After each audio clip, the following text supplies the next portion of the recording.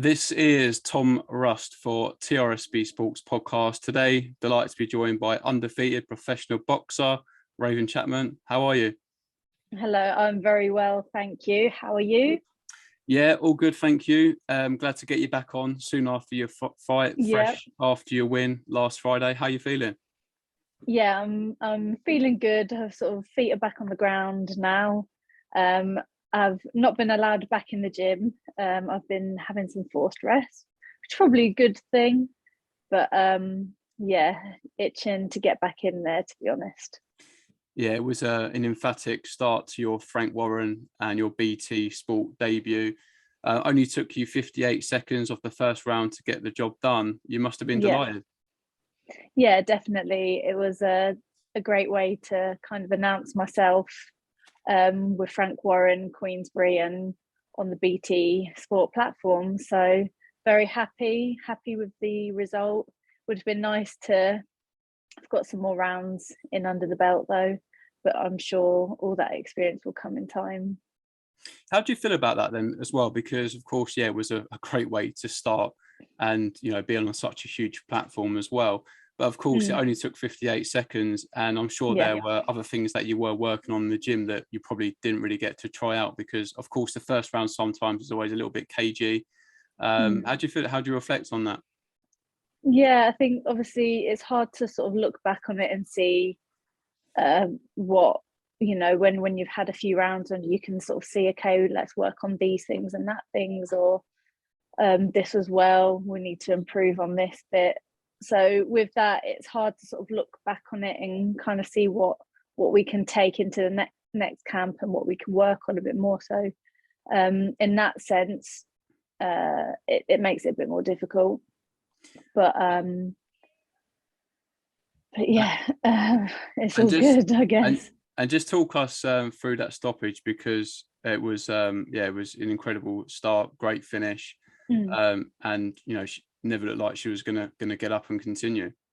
Yeah, so I mean, we had obviously spoke, like we've seen a bit of Mezei, watched a bit of her fights, and you know she's very capable and she has a go and she can actually be quite cocky, especially if she's landing shots from what we've seen. So it was kind of go out there, establish the jab, sort of figure out in the first round and then go from there, sort of thing. But as soon as one of my sort of heavier shots landed, she was defensive straight away, and I just didn't take a back step basically. And then there was a point when she was in the corner and I just knew she didn't want it basically, so I just stepped it on and got her with a good body shot, and that put her down.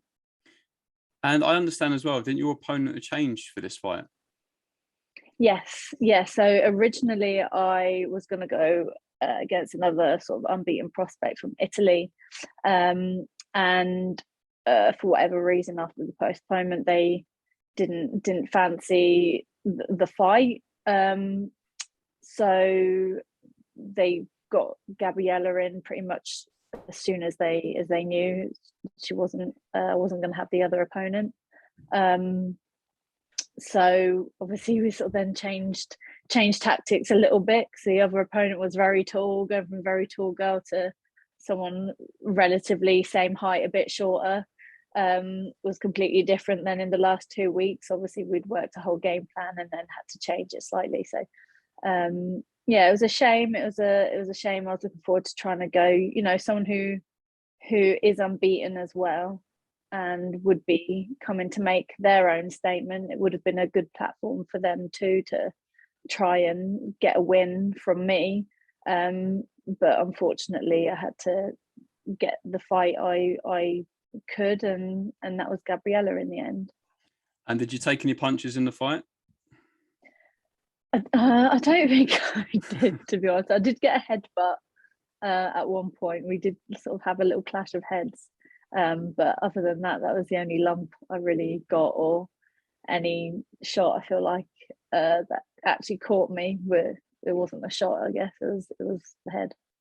And do you almost feel like there will be people that are, in a way, sort of gunning for you because you're with Frank Warren now and you are the female face of BT Sport in boxing? Yeah, definitely. I'd imagine so. I think it's one of those things. Um, People will be gunning for me, and or even trying to get past me, you know. So it's just see what happens on that journey and face whoever I face. And at the end of the day, you can only box who's put in front of you. Because I hear a lot when people interview female boxers talking about how quickly you can progress, but as well at the same time, you know, you are taking bigger risks quicker as well. Yeah, well, like I said, for this one, it would have been my third fight going against another prospect who is 3-0. So with those things, but it makes it a bit more exciting. You know, you don't want to pack up your record with journey women that aren't coming to win, who are coming to survive or anything like that. And you know, you train so hard, you want to have a fight at the end of it where the other person's coming to win and being their best as well, because it brings out the best in you. And for your fight, for your third fight, sorry, you did make it look, quite easy. However, Yeah. you know, for us sitting at home watching it or watching it in, at York Hall, how tough was it in there? And how tough was your opponent? Because you did hit with some big shots. Yeah, I think, like I said, I think as soon as she felt my power, she was very much negative from there. But I know with her, you know, she's a very well established fighter, journeywoman who takes a lot of the up and coming prospects in and around my weight, the distance, and steals rounds. So going into it, I imagined it was going to be tricky because, you know, I see her last couple of fights, and she's nicking rounds from girls and landing punches and having her flurries and her successes. So I wasn't going in there thinking it was going to be a complete whitewash.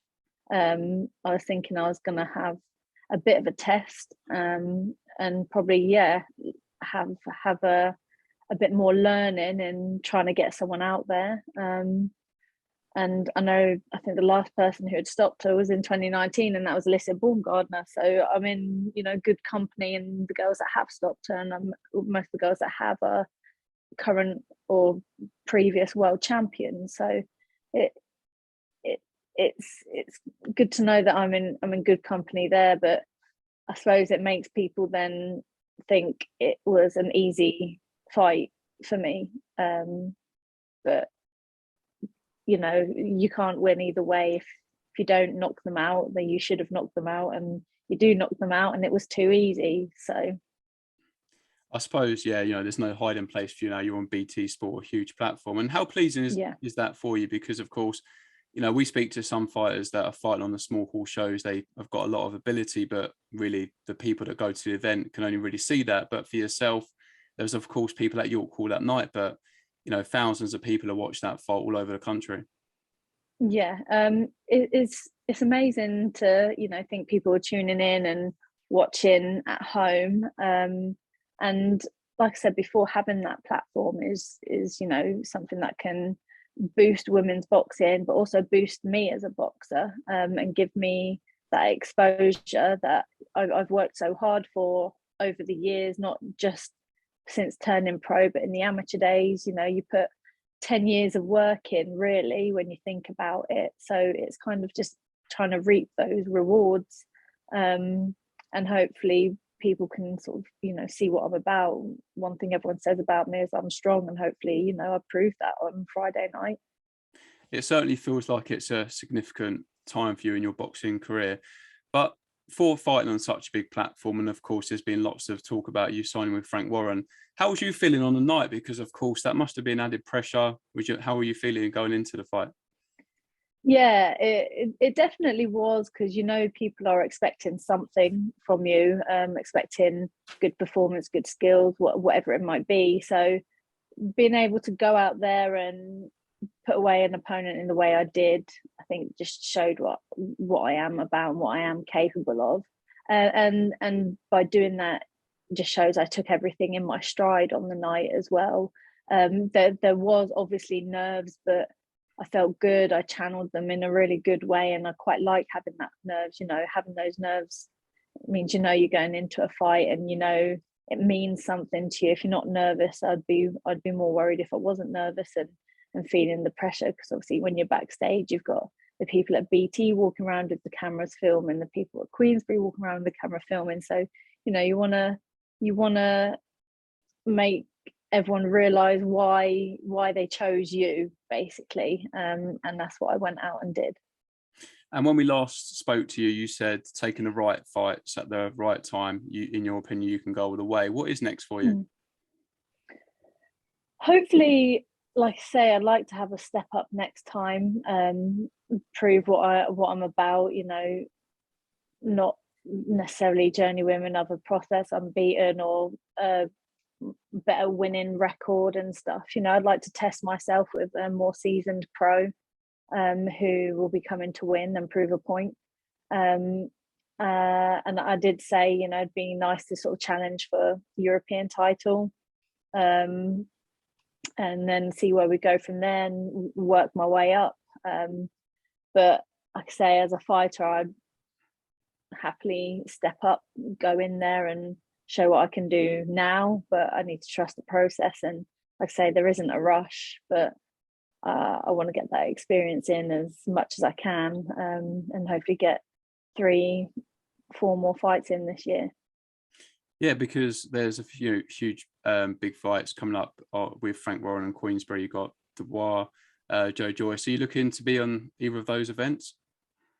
Yeah, I mean, obviously the Dubois card, there was a bit of talk about it. It's probably unlikely to happen. It's very soon, and really it's Don King who's putting that on, so that one probably wouldn't happen. But definitely the next there's a few up and coming shows, big shows as well in July, so hopefully I'll be out on one of those.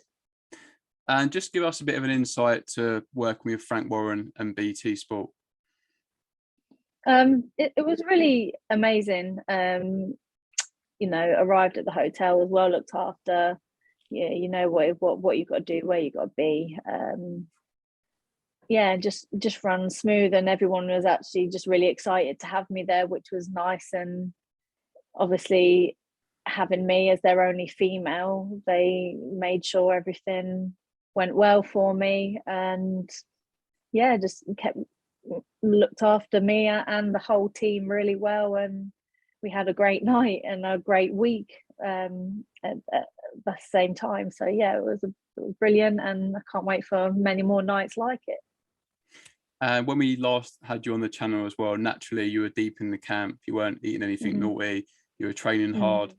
Since last Friday, have you managed to treat yourself to anything nice? Yeah, I have. Well, kind of. I've been eating a lot of chips. I think it's been a lot of potato. Yeah. And chocolate. So more than anything that. But I'm just planning. I'm gonna have a night away tomorrow night. So go down the seafront, have a milkshake and some ice cream probably. I remember you saying about that on the first time we Yeah. spoke. What do you miss then Yeah. when you're in camp and you're training hard? To be honest, it's been where my weight has just been on point at the moment. There's nothing that I've missed, because I've not had to cut anything out necessarily. If I fancy a bit of chocolate, I'm able to have a bit of chocolate if I fancy anything. So in that sense, I think that's why afterwards, as much as I could eat, I haven't gone crazy. I've had little bits of cake, haven't been able to finish any of the meals. Obviously, stomach shrinks as well, but yeah, so I think I'm quite lucky in that sense, that there's nothing that I'm majorly craving or missing out on. So after the fight, I don't blow up so much in my weight and then have to like fight to get it back down. So this whole camp, because my weight was there and on point, I haven't had to worry about making the weight or cutting out on food. But obviously I missed having chips every day for some reason. Making up for it now. Yeah. When are you allowed back in the gym then? Monday. And yeah, so I've got a whole week off, so I'm just filling my time with stuff and things to do. it must be a strange feeling, because being so focused on a date and with all the pressures that go with it, and of course again being on a big platform, to then just having a lot of downtime, it's a massive contrast in such a short period of time. Yeah, really big contrast. It is nice as well at the same time, though, don't get me wrong. Just being able to have that extra free time and do the little things that you kind of end up missing out on when you are in camp. That's been quite nice. Yeah, it must be nice just to have a little bit of your own time. And I know you didn't take any punishment, but just a little bit of time away from the gym as well, give your body a rest.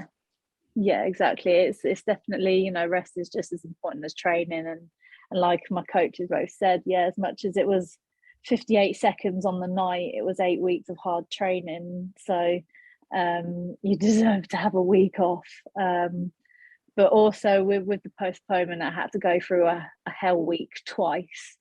So maybe it's good I've got a week off this time. Yeah, and I think as well, like you just said, it's 8 weeks behind closed doors, putting all the hours in. I think, come fight night, that's almost like the polished version of you. But yeah, like I said, you made it look easy. I think whenever you look at a top athlete, whatever sport it is, they do make it look easy because they are, I suppose, competing at such a high level. The hours of drilling and training and fitness and everything behind the scenes to make up for 8 weeks to do 6-2s, to make sure I'm in the best physical condition to do that. And obviously I did something right in this camp. I definitely got even stronger. So yeah, I'm happy. And as much as it didn't feel like I did much, it was almost, as much as it was amazing, it was almost like an anti-climax afterwards. Was that Yeah, massively. It was kind of, I was a bit surprised, but like I say, you can't complain with a good win like that. No, absolutely not. It was an emphatic start. I keep thinking it's like always talking like it was your professional debut, but of course it wasn't. But it just feels like it was such a significant moment for you. I know you've been on big stages before, but it just feels a little bit different, and it's almost like a new start for you. I don't know if that sort of you'd agree with that. Yeah, no, definitely. I spoke to someone else before, and it's almost like I've had 3 debuts in my 3 fights, which is really awesome. And I feel quite lucky that each of my fights has sort of been able to feel like that. But yeah, this one was definitely an exciting one. It's my first one as a proper signed fighter to a big promotion and a big platform. So yeah, I really wanted to go out and try and excite people and show what I can do. It would have been nice to have been able to show my skills a bit more over a few rounds, but I'm sure there'll be plenty of opportunities to show people what I can do in the future. Yeah, I'm sure there'll be harder tests down the line. Now, last time you was on the channel, we spoke about the Tyson Fury fight and the Katie Taylor fight. This is the first time we've had you back on the channel since those fights. So just want to get your opinion on the Fury fight. Of course, a huge event at Wembley in front of 94,000 people. What did you make of it? Yeah, I thought, how crazy must it have been being Tyson Fury and Dillian Whyte for that event, like doing just the ring walks. It's a really big spectacle of a production. Again, it was one of those, a bit of a whitewash by Fury. Dillian didn't have any answers to what Fury had. So again, it's like Fury making it look easy. And getting a great win. But I just don't think Dillian could cope with what Fury had. Yeah, it didn't, for me personally, it didn't feel like White ever really got a foothold in the fight. But I think, again, like you just said, there are levels to any sport. But didn't you spar Tyson Fury once? Yes, I did. And he is definitely a very tricky, slippery mover for such a big guy. Yeah, so I'm not surprised in that sense. He's got a phenomenal boxing brain. He knows his way around a ring, and like I say, he's so big, gangly, awkward. It's going to give anybody a tough time, even the best boxers. And do you think your stablemate will fight again? It's hard to say. I think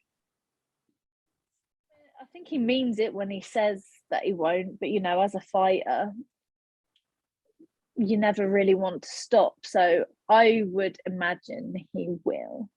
But we'll see. Do you feel like he needs to beat, if Usyk comes through the rematch with Joshua, do you feel like he needs to beat him to go down as the best heavyweight of this era? Yeah, I think, especially at the moment, having all the belts and being undisputed is kind of, it's kind of equal to being the best, isn't it? Because if you're at a time when there's a few different reigning champs and you don't fight, I don't think you can say that you are the best. So to go down in history as that, you definitely need to beat all the champions with the belts to be able to say that. And just finally, another huge fight, Katie Taylor, Amanda Serrano. Did it go the way you expected it to? Almost. I did think Serrano would probably end up being too strong for Katie, which almost happened, but Katie somehow managed to get through it, obviously showing that heart and that experience, and the will to win, and that got her there. I thought it was a close fight. I always thought if it was going to go to points, really, Katie will nick a points win, and Serrano would probably have to stop Katie to win. But yeah, amazing fight. I don't think you could argue with the decision, and hopefully we get to see it again. I was just going to ask you, would you like to see it again? Definitely. I think because it was a close fight and Serrano did almost get Taylor out of there.